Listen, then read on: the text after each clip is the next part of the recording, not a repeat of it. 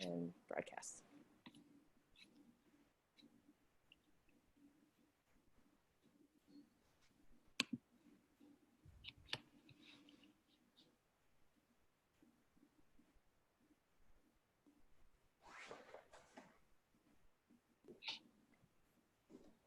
All right. Thanks for joining us tonight. Welcome to tonight's live online author event with Greenlight Bookstore. I'm Jessica from Greenlight, and we are excited to host tonight's event with Peter Cameron launching his new book, What Happens at Night, in conversation with Christopher Beha. We're still calling it a launch, even though tonight's event was originally scheduled for 2 weeks ago on the book's publication date.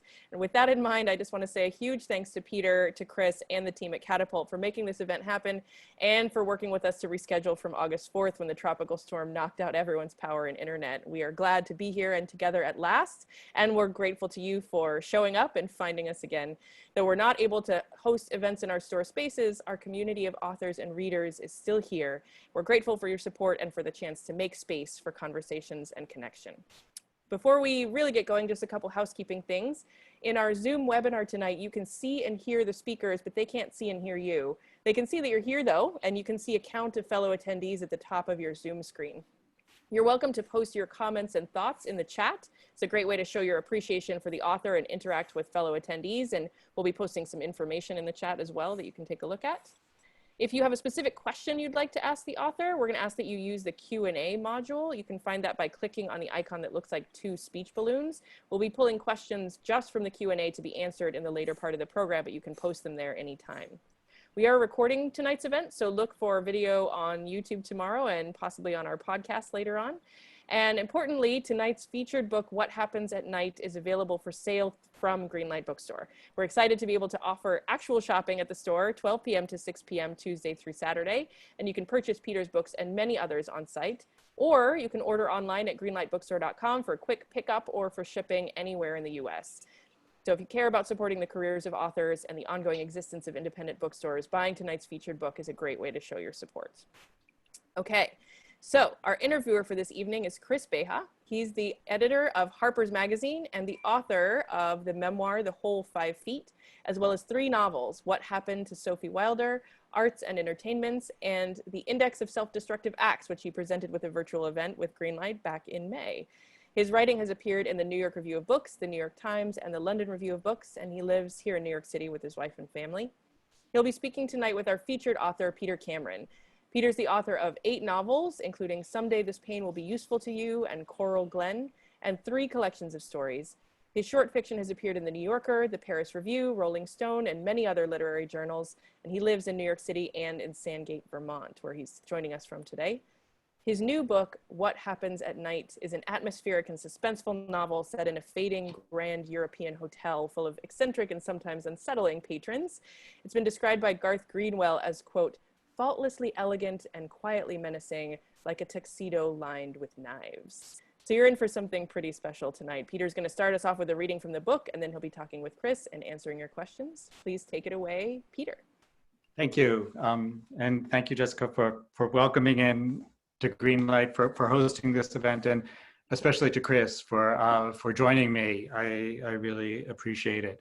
The title of the book, What Happens at Night, is mentioned a few times throughout the book, and I thought I'd read a short section where it's mentioned, where the title comes up for the first time, and it's in the first chapter. And it's late at night. The couple has arrived at the hotel, and they've met this older woman, Livia Pinheiro Rima, who the woman has run out into the street. She's sort of gotten scared, and Livia Pinheiro Rima has gone out and rescued her and brought her back into the hotel. So anyway, Livia Pinheiro Rima sat with her little glass of schnapps still raised before her. She had not drunk from it, and her manner indicated that she would not until the hysterical woman had resumed her seat. "Sit down," she said again. "Sit," said the man, and gently pushed his wife down into her chair. He sat in the one beside her and picked up the little glass before him. His wife sat but did not touch or acknowledge her glass of schnapps. She wore a vacant, defeated look. It was a look the man had seen on her face once before, many years ago, when they were first married and had invited some of her friends and some of his friends to a dinner party, their first dinner party in their new apartment, and it had not gone well, In fact, it had gone horribly wrong.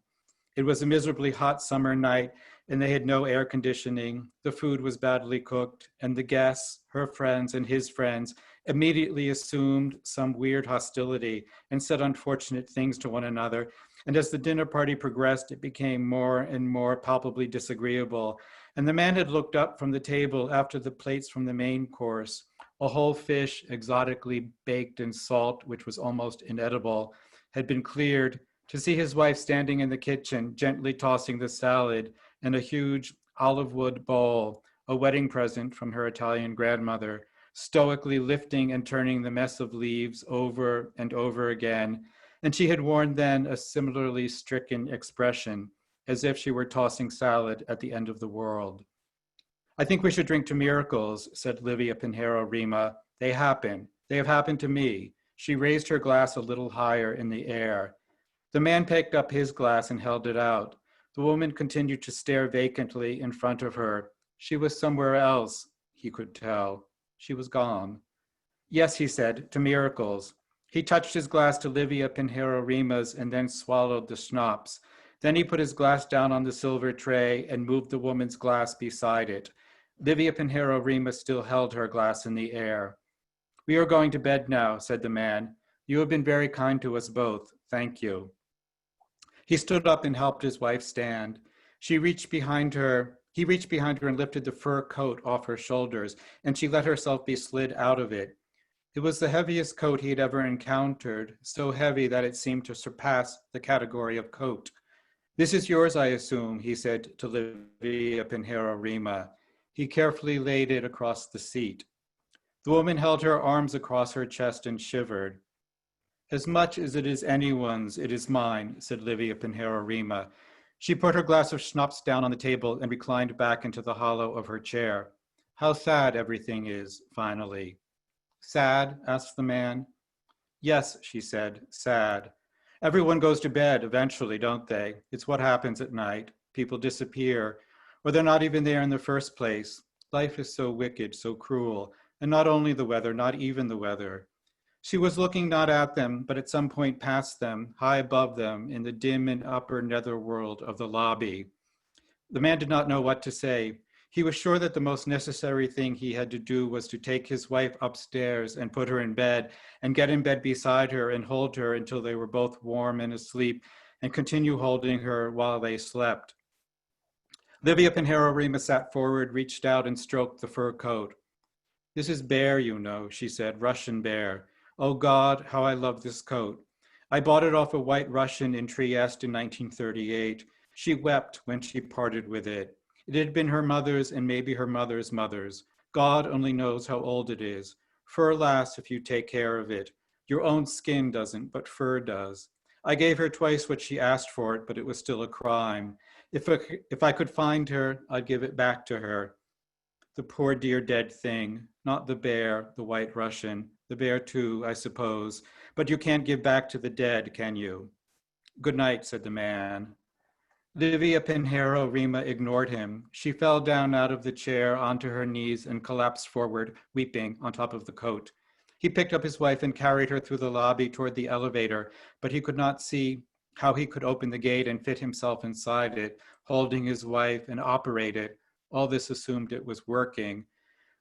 So he carried her up the 5 flights of stairs and into their room, which was once again freezing. He laid her gently on the bed and covered her with the sheets and blankets and the gold quilt, and then went down and crouched beside the radiator and twisted it open, allowing the heat to once again hiss into the room.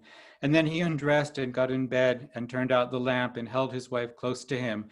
And eventually she stopped shivering and grew warm and fell asleep. And still he held her. He did not let her go. So. Thank you, Peter. That was wonderful.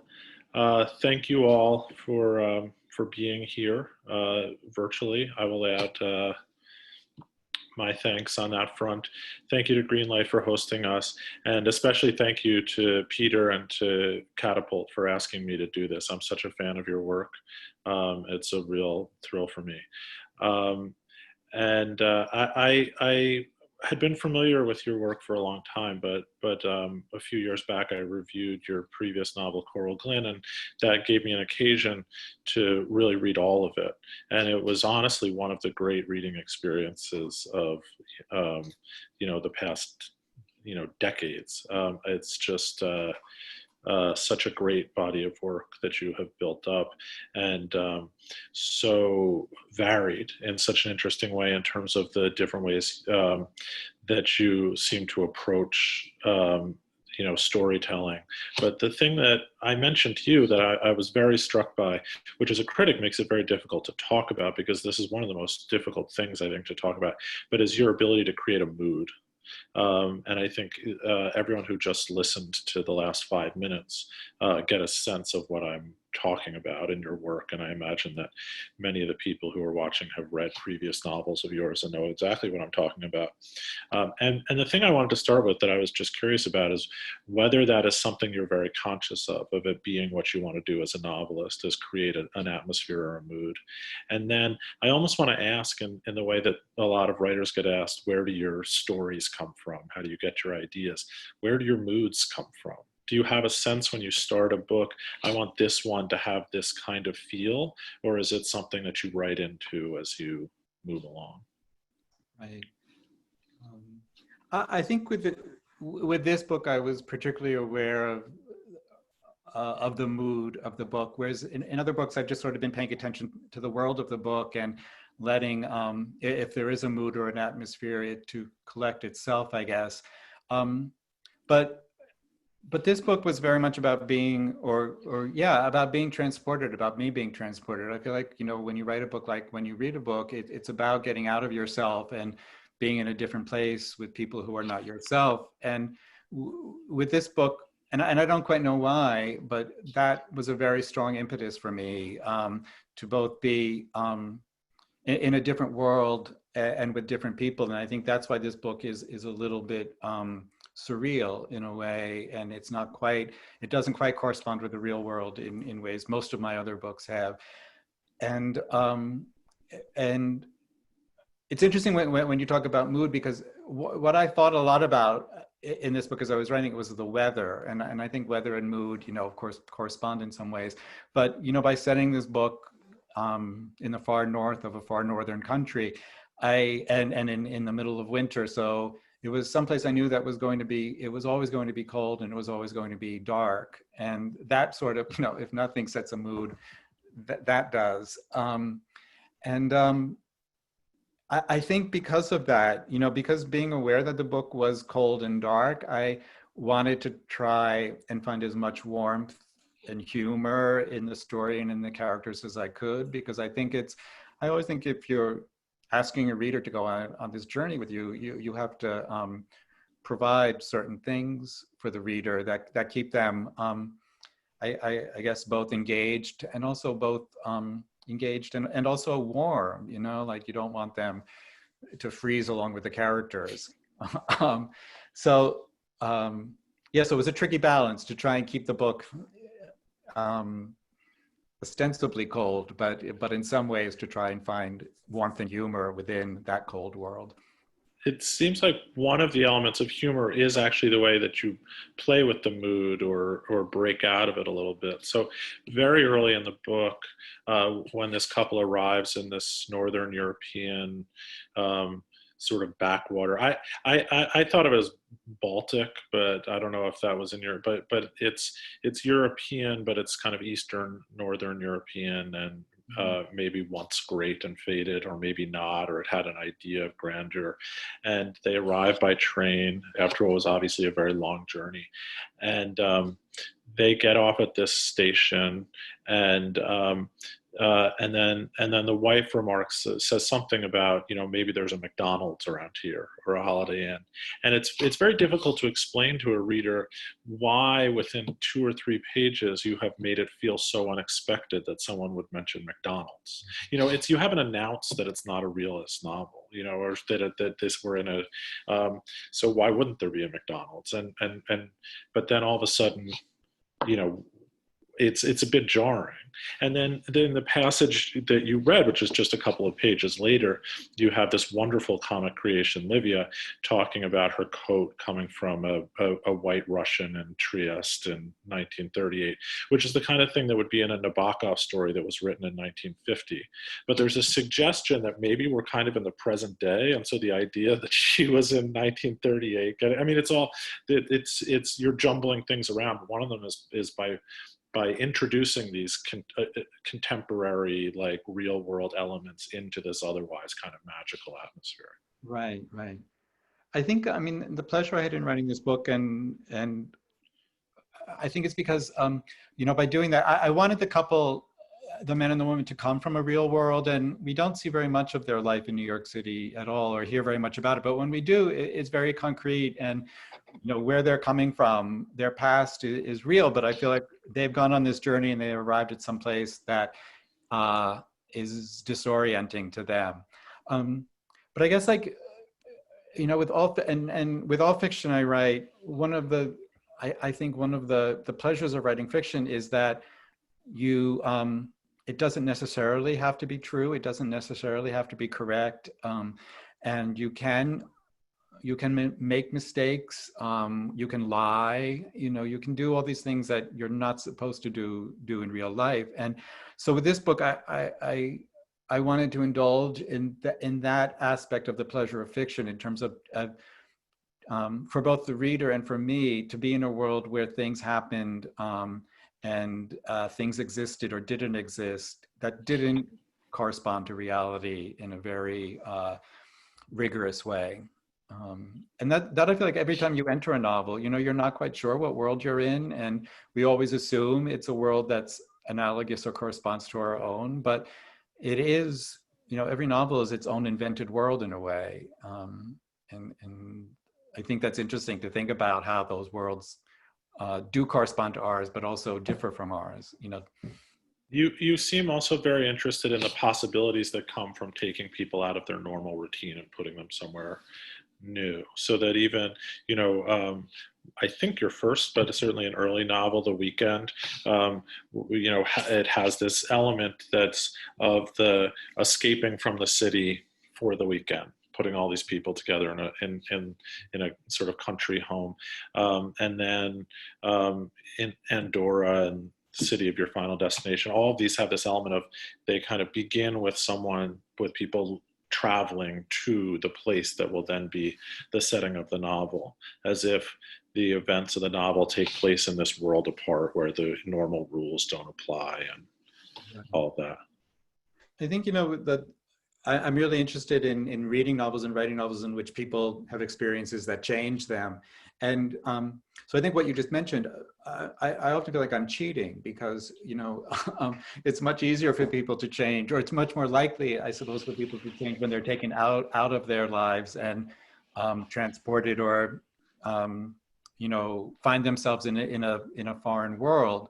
Because suddenly they start questioning who they are, and I think you see yourself differently when you see yourself through foreign eyes. And so that's why I think so many of my novels take place, or they take the character out of their familiar situation and thrust them into some place that's strange.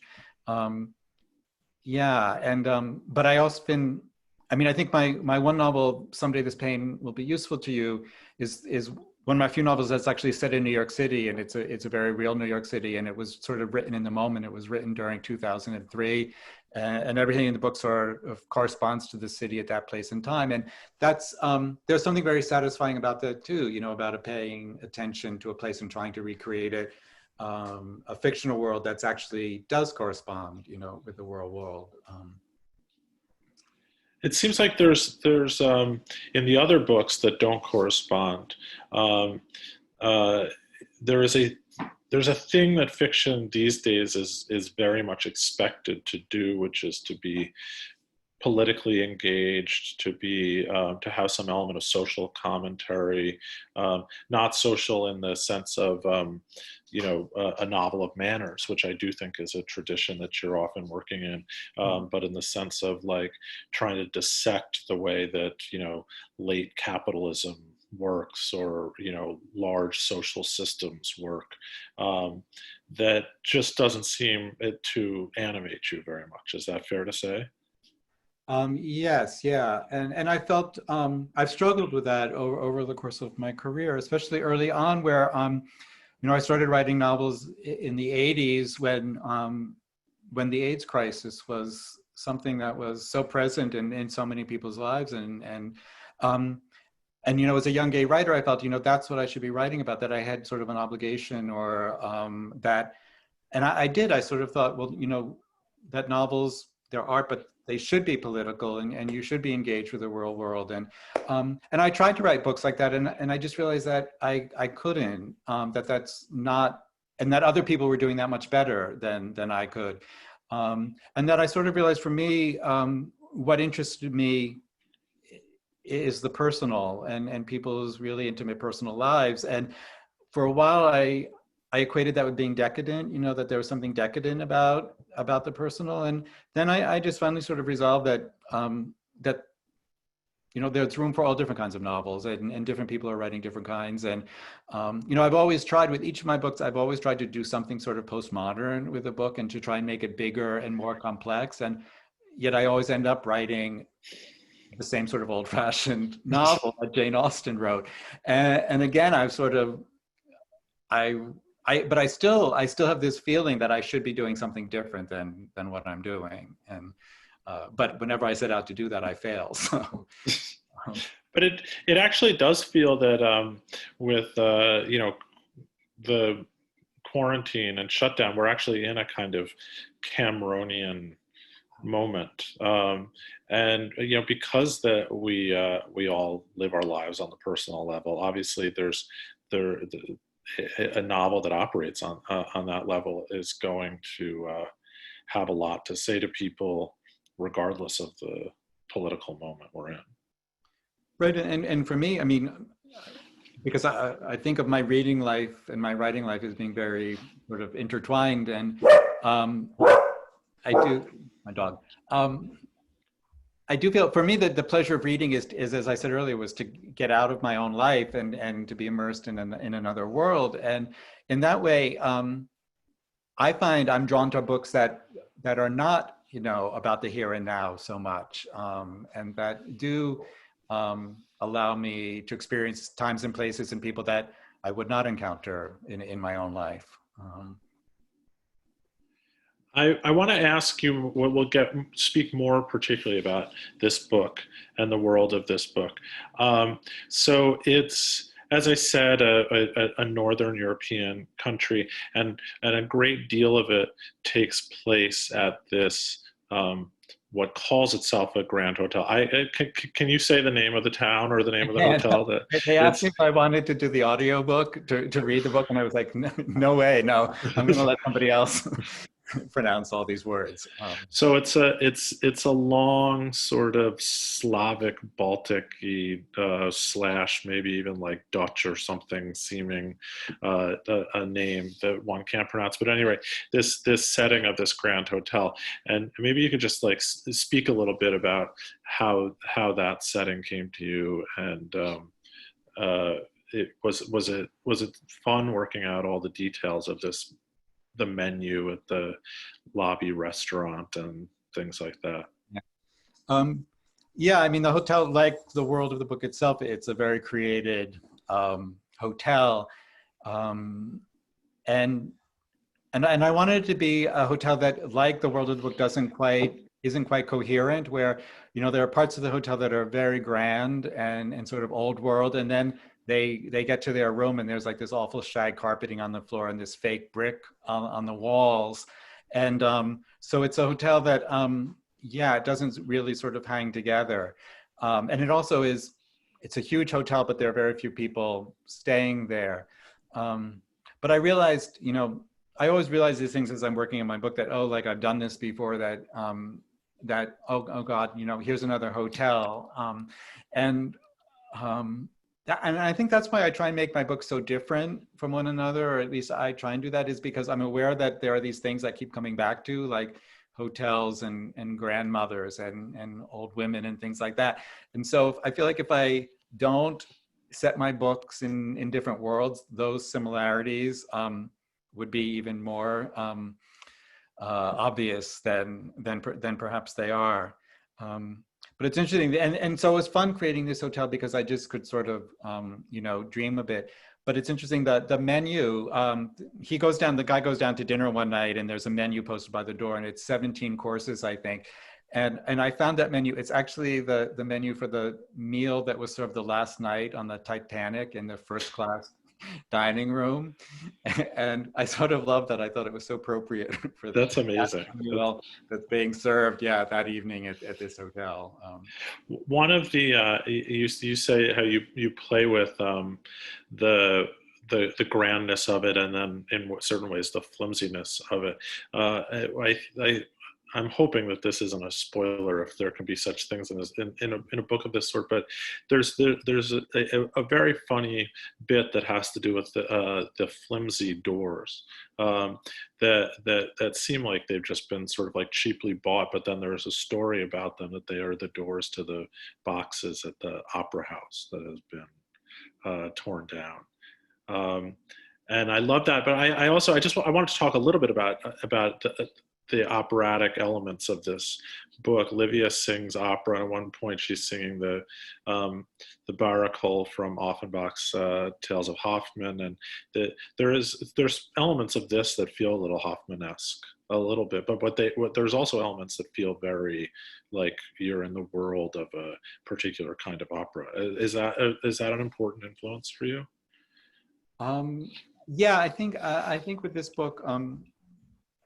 As I was thinking about grand hotels and why did I make this hotel so grand? And I think in a way it's because it is reaching for that operatic effect that, you know, a grand hotel, everything that happens in a grand hotel seems bigger in some way than, you know, what happens. And when you walk into a grand hotel, you feel you're on stage in this odd way. And I wanted this hotel, and even the world outside the hotel, to seem a little like an opera set. Often it's described in a way as if it were a set rather than a real place, you know. And the lighting is often operatic or theatrical. And I think that's just because I wanted to have this feeling in the book of the world being operatic and theatrical, so that the things that were happening to these people would, I guess in a way, I wanted operatic things to happen to them, and things that were larger than life, and things that were strange, and things that were mysterious. And so all of that seemed perhaps to fit better into an operatic world than into an ordinary world. Yeah. I have a few more questions to ask, but I just wanted to remind everyone that we are going to do some Q&A, and that if you write in your questions, here, Jessica is reminding you at the same time that I do, then I will be able to read them. So if there's anything that I'm asking that I'm not asking that you'd like to know, please get into that. So to sort of step back again to your work in general,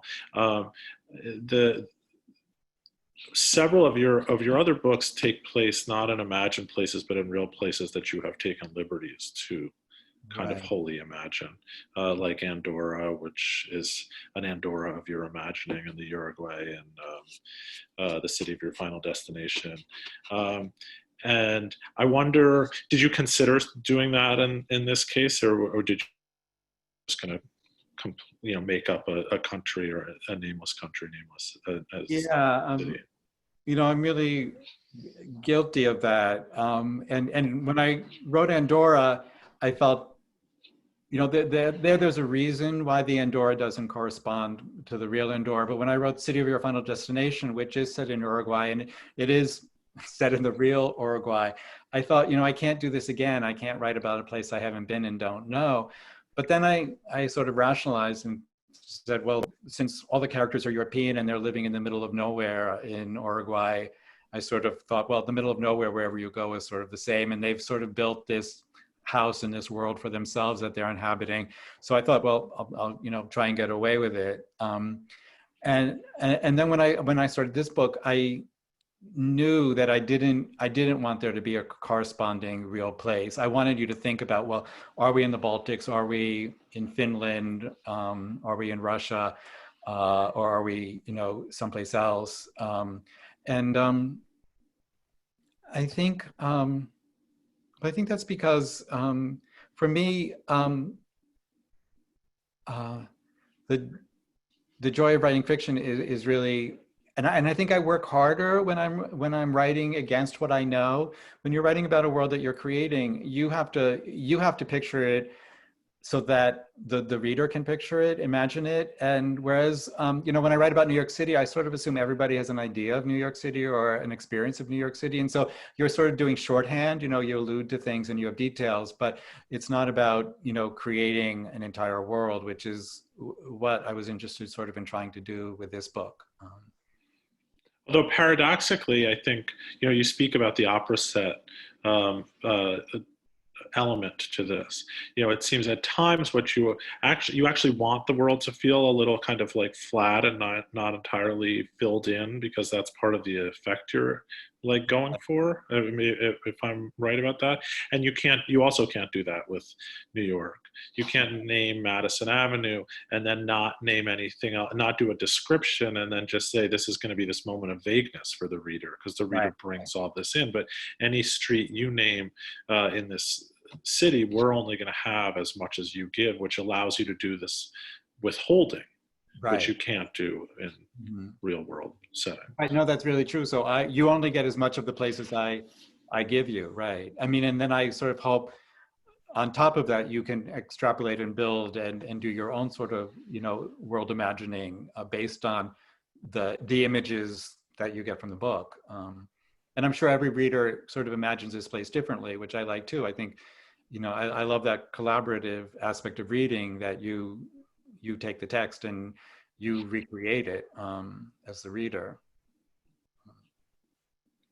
And a character, I'm sort of deliberately not saying too much about the specifics of the book, because I just, it's such a wonderful reading experience, and I want to leave that as much as possible for the readers.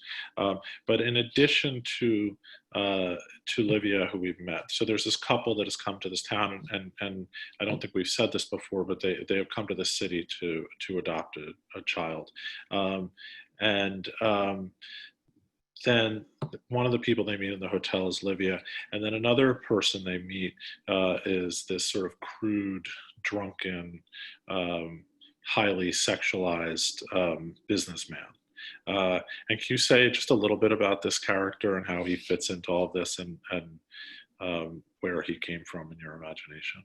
Yeah, I mean, those are all, I'm really not sure what he's doing there. I guess I felt I needed sort of an antidote to Livia Pinheiro-Rima. I needed somebody who was not sort of beguiling and sort of fanciful like her. I wanted somebody who was crude, but also I wanted somebody who affected them in the same, or not in the same way, but affected them as much as Livia Pinheiro-Rima does.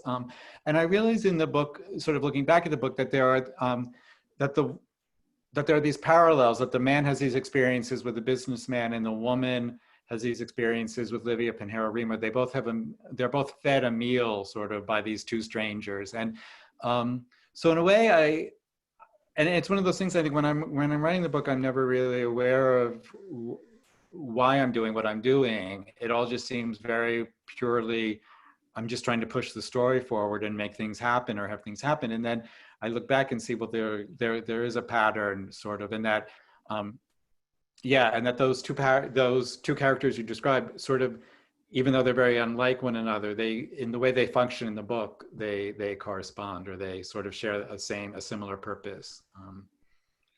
Since you raised the parallel that the roles that these characters play in the husband and wife's stories, I thought I would raise, I'm never entirely sure how much interest these kinds of questions, which are kind of craft questions, have for readers in general, but how you handle point of view in this book, which for a while kind of toggles between the two characters, but then doesn't after a little while. Right. Yeah, that's something I thought about because I guess as I was working on the book, I felt I didn't want the book to be just the man's story. And so then I realized, well, I had to pay attention to the women too and see things from her point of view at times. And so I tried, yeah.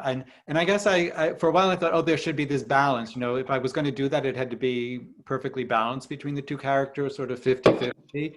And then I realized, well, no, it doesn't have to be. I sort of wanted to go where the book wanted to go and have the woman as much involved in the book and see as much from her point of view as seemed not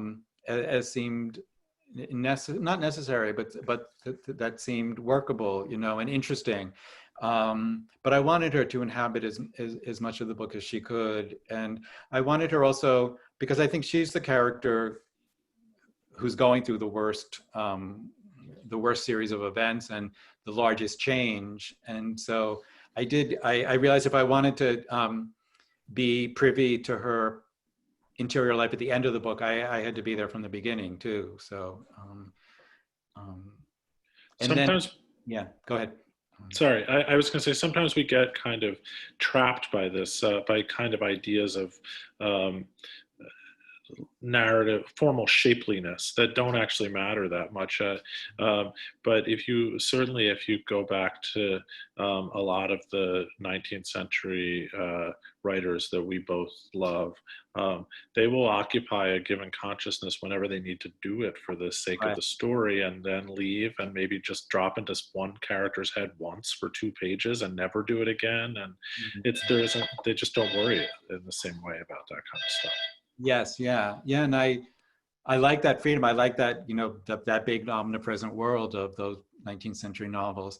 I did in this book, I'm remembering now, one of the things I did in revising it was there had been sort of a more generic third person narrative voice in the book that sort of was commenting on a lot of what was happening.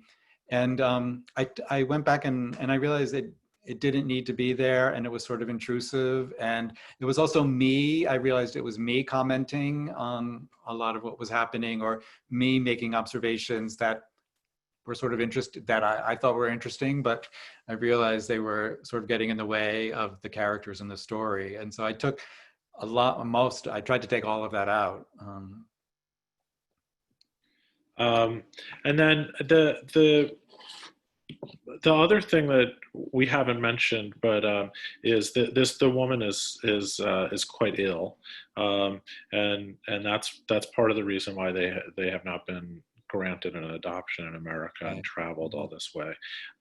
And then it emerges that there's 2 things that people basically come to this city for. One is to try and adopt a baby at this orphanage, and then the other is this faith healer who has a kind of clinic. Well, I mean, I guess I'll just say that and ask a bit about that element of the story. Yeah, that actually happened, and it's sort of interesting how books come to be about what they are.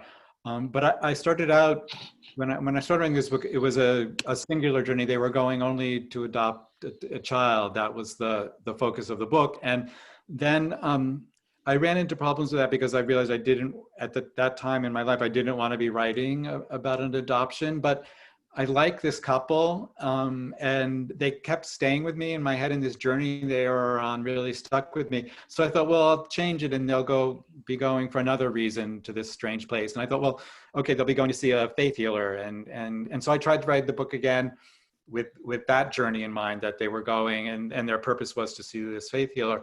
But then I couldn't decide if the faith healer was a quack or was real. And so I didn't get very far with that, because you sort of have to know that, sort of, or at least have an idea about that. And then, so I worked on this book for about 10 years, kept trying to do it in these different ways, and none of them were working. And then by the time I went back to it, I realized that I felt better about writing about the adoption subplot. So I decided to try and have them work both of those things into the book, since they were both things that sort of organically had come out of my imagining the book. And actually, I felt much better about it then, when it was about them going, well, there being sort of a dual plot, you know, and two things going on instead of just one. And it's sort of ingenious because they come for one reason and then kind of get diverted, and they get diverted in a way that you know, you say that you do have sometimes these kind of postmodern impulses, but they get diverted in a way that feels like it has a kind of metafictional element to it, as if there is a figure in the story is saying, well, no, this would make a better novel than this. I don't know if it was part of your warring authorly subconscious at work there. I think it, in a way, was, I mean, it was something that I felt I could get away with in this book, because you know, in another book, if you bring people through town and there's only an orphanage and a faith healer in the town, you know, it's like, well, what's going on here? But yeah, I felt like this book, it's very, you know, it dispenses with a lot of the real world and a lot of things that complicate our lives, and it's very narrowly focused on only the things I wanted, you know, to be in the world of this book, which is not, which is sort of against how I usually write, which I usually try and recreate life very completely, as completely as you can. I want to say again, I think it's probably a good time to open up for Q&A, but you know, I talked about the other sorts of novels that tend to be the more prominent contemporary vein, the political novels, the novel of sort of social engagement and things, the novel that is where the themes are a big part of what's going on, and those novels are in a lot of ways easier to talk about than the kinds of novels you write, because you can just talk about what it's quote unquote about, rather than, you know, and there is a sense in which in the kind of, you know, in a grand tradition, you know, your novels are not about anything, they are something, you know, and the thing that before I go into other people's questions here, I just want to emphasize to everyone who is watching right now is just what a glorious reading experience this book is, and really all of your books. But they are they're not things, they're not experiences I think that can be easily described or, you know, captured through a conversation. Well, thank you for saying that, and because I do feel, it's why I don't like to talk about my books very much, because I feel like by talking about them, I somehow reduce them and limit them, because then you know, I don't want the reader to have an experience of the book other than his or her own, and because that's the experience that matters to me, and that why the book was created, to have that particular experience between, you know, somebody reading a book and not all this sort of outside stuff around the book. Yeah. Well, we've got a couple of good questions from the audience here. So I'll just start at the top. Would you speak to why the main characters are not named in the book, but all of the peripheral characters are? Yeah, I wish I had a good answer to that. And it's actually interesting because I had trouble selling this book, and a lot of people who didn't want to publish this book, the first reason they gave was they felt that was a big mistake, and they didn't get anything from that other than feeling distanced from the two main characters. And you know, enough people said that to me who I respected, who were good editors, that I thought, well, maybe I'm making a big mistake. But then so I thought about going back and giving them names. And for some reason, I think it's just where you have to trust your instincts. You know, when I started writing this book, they were the man and the woman, and I don't know the reason for that, but that's how I sort of conceived with the characters. And how they seem to exist in the world.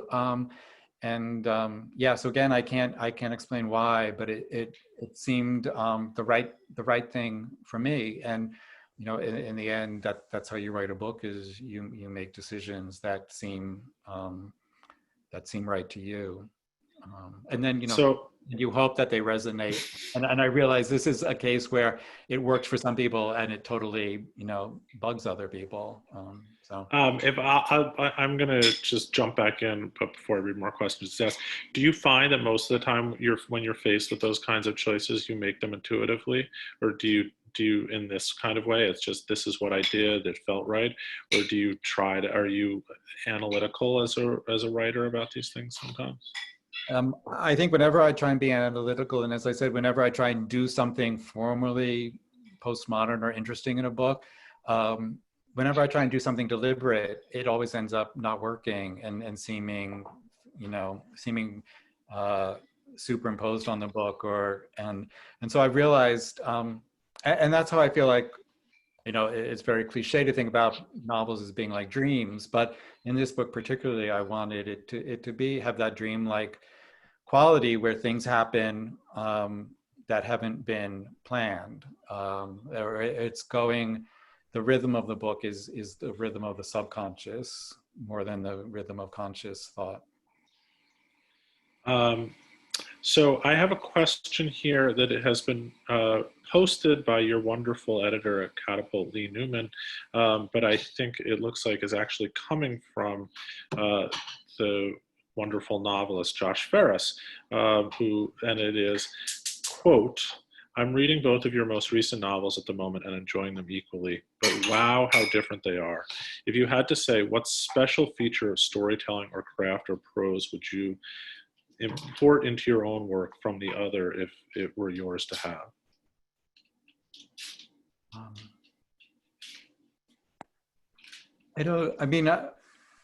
I think the one thing that I consciously do in terms of writing novels is try and make them different from one another, because I don't want to write the same book over again. And I don't want to write similar books. And I guess I also do that because, as I said before, I'm really aware that there are these tropes and themes and moods and images that I'm partial to that do reoccur. And but I guess for me, what I like about making my books different is that they do seem like different worlds. And it's odd because I answer this question more as a reader, I think, because I find that sort of the best parts of my life, the parts I love, are when I'm immersed in a book, and when you're transported by a book, and when you feel like you have your life, but you also have this other life that's taking place, between these covers, and it's a world you can enter. And that's why I love trollop novels, is because they're so, I don't know, they're so big and there's so many characters and they're so well developed. And I feel like my life itself would be, I don't know, very sort of small and uneventful and sort of boring if I didn't have the whole world of reading to enrich it. And so that's what I guess I look for that same experience in writing books too, in terms of adding to my own experience of life by creating something different.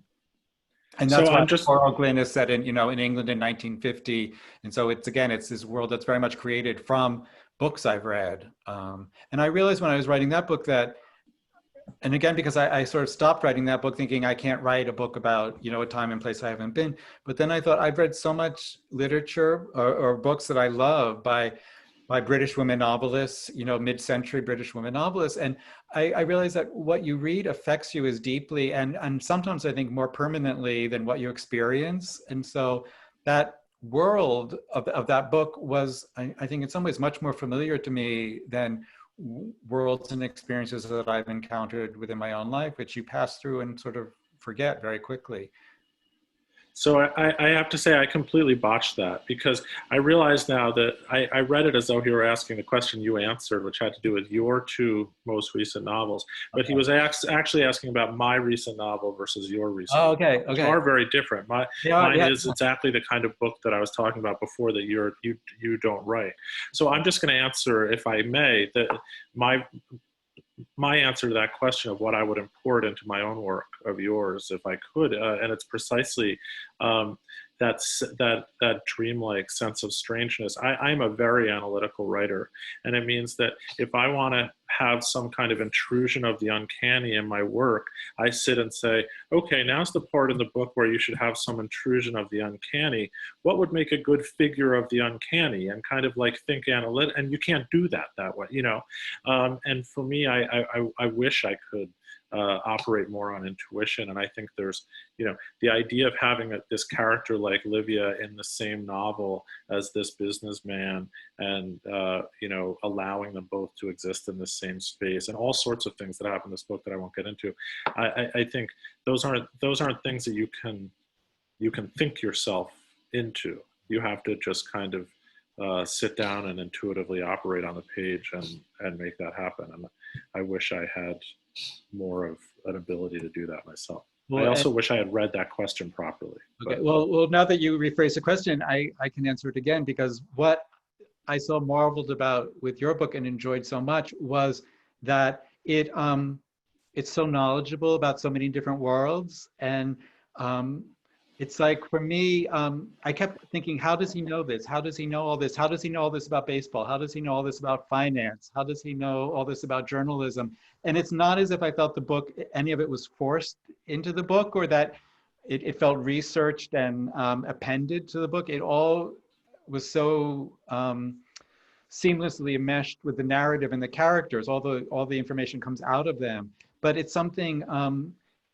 you know, I can't write a book like that. It makes me like have nightmares about going back to college or high school or something and having to write a research paper, you know. But I love reading books like yours, where you learn about all these different things that you don't know about, and you're exposed to different people in different worlds, and the real nitty-gritty details of those worlds, you know, not just superficial things, but you know, the financial wheelings and things like that were really fascinating. And I appreciate that. One of the things that journalism, and also I did some time as a fact checker in journalism, and it teaches you is how to make some superficial knowledge look profound, how to pick just the right facts to suggest that they are the tip of an iceberg that in fact doesn't exist. Mm-hmm. So it's, I mean, as you say, these are novels. Your eyes are very convincing. Thank you. One question was, how has the pandemic affected your writing routine, and has it sparked any ideas for future stories, characters, moods?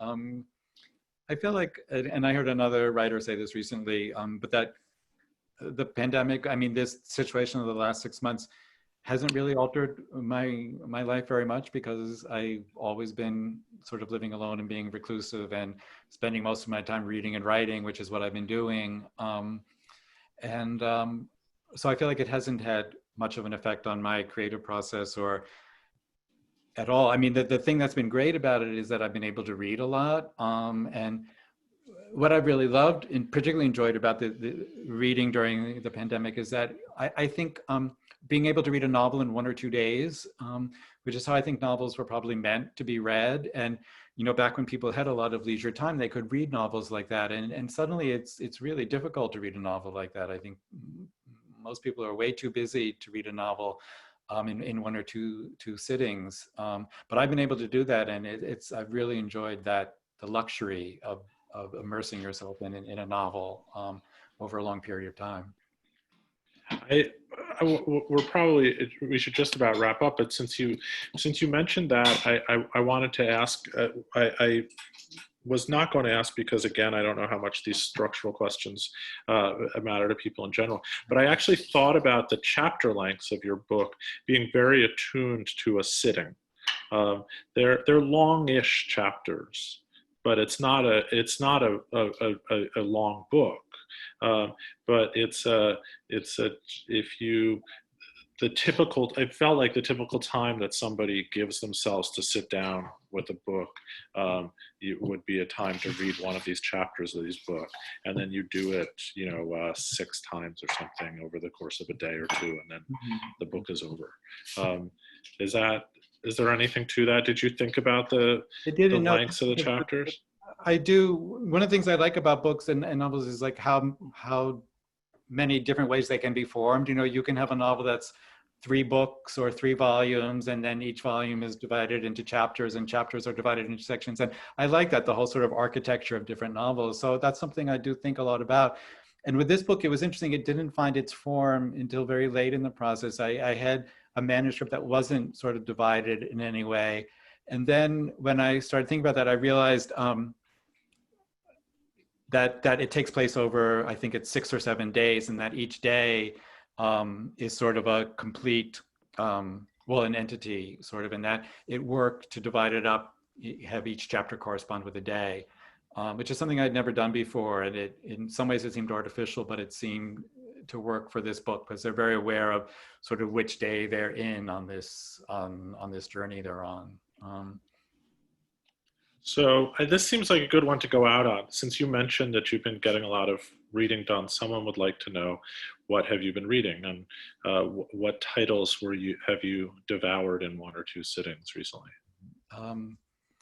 Well, I have to say I recently did read your book, Chris, which I loved, and which I covet the title. I think it's such a great title, and I love how the title works with the book. But that actually, you know, one of the things, the other thing that I really loved about your book was that it's very contemporary, you know, and it's very deals with many contemporary issues and morals, but there was something very generous about it in terms of, you know, its cast of characters, and also I liked that that it wasn't snarky, that it dealt sort of with New York City, contemporary New York City, which I think it's hard to deal with New York City and be sort of genuine and sincere and have characters that are flawed but sympathetic. And so I really enjoyed your book very much. Then the other person I'll just mention is because nobody seems to ever have heard of her, is this woman named A.L. Barker, who was a British novelist, and she wrote sort of from 1950s through the end of the 20th century. And she's a very peculiar writer, very idiosyncratic and really brilliant writer. And her books are all very strange. And I just read one called Relative Successes that I really liked, but she published about maybe 15 novels over her life. And I've just sort of come across her, and I've really enjoyed everything I've read of hers. When you say coming across, this is a good bookseller's question, I think, but how do you, because, you know, we both have a love for certain mid-century British women novelists, which we discussed before, but, you know, like a figure like Elizabeth Taylor, who, she got reissued by New York Review, but before that, you know, sort of no one had heard of her. You seem to have a number of, there's like, I don't know if there's the right way to put it, but there's certain writers that are like the little known in like a cool way, like a cult way writers. And then there's just the certain kinds of writers that are wonderful writers that for some reason most people just have never heard of. Mm-hmm. And you seem to have to be very well read and a certain kind of underappreciated writer. And I wonder where you find these. Well, it's just interesting. I mean, in the case of A.L. Barker, I came across a book in a bookstore, and it was one of those old Scribner paperbacks, you know, like that you read in high school, like F. Scott Fitzgerald and it was by this British woman, and I never heard of her. And I thought it was very peculiar that Scribners had published her in their trade paperback in, this is probably 1950 something. And so it was just, the peculiarity of it is what attracted me to it. And then I read that book and liked it so much. So I sought out other books of hers. But I do, and it's interesting to me because she's somebody who, she was nominated once or twice for the Booker Prize. She, you know, was published by good publishers her whole life. And yet, you know, she died in I think around 2000, and I mean, maybe she will be rediscovered and republished, but I think there are so many writers like that. It sort of is really scary to me how many great writers in the 20th century had good careers as writers and published a lot, and, you know, unless Persephone or New York Review of Books or somebody, you know, republishes them, it's but then I always take a lot of hope, because the thing I love about books, about real books, is that they are objects and they do stay in the world. You know, they're out there somewhere, and you know, and so that's why I miss bookstores is because, you know, that finding books that you don't know about, it's the most wonderful thing. Yeah. Well, I think that's a good note to end on. So everyone needs to buy copies of Peter's book so they will be out in the world and seeding these things. And on that note, I will let Jessica come back in and cut us off. Thank you Thanks so much. very much, Peter. Thank you, Chris. so much. Thank you.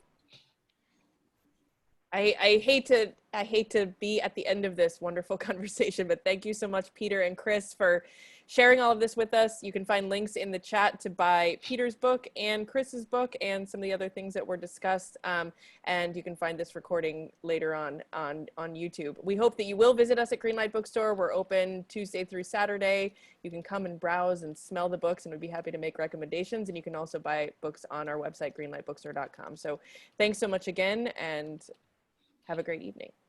Thank you. Good night. Thank you, Chris. Thank you, Jessica. Good night. Thank you.